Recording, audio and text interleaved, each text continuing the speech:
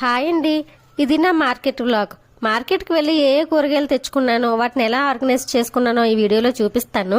మధ్యాహ్నం బాగా వర్షం పడడంతో బాగా చలిగా ఉంది. నా హెయిర్ స్టైల్ ఎలా ఉంది? లైఫ్లో ఫస్ట్ టైం వేసుకున్నాను.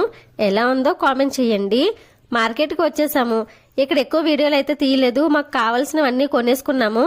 కూరగాయలు, ఫ్రూట్స్, ఆకుకూరలు చాలా ఫ్రెష్గా దొరుకుతాయి. మా బావ డ్యూటీకి వెళ్ళిపోతే నేను ఎక్కువ తెచ్చుకోలేనని ఎక్కువ మొత్తంలో ఉల్లిపాయలు, కూరగాయలు, పిల్లలకి ఫ్రూట్స్ కొనేశారు.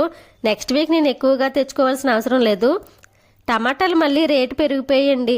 ఇంట్లో ఏ కూరగాయలు లేకపోయినా పర్వాలేదు, కానీ కేవలం ఆనియన్స్, టమాటా ఉంటే సరిపోతుంది.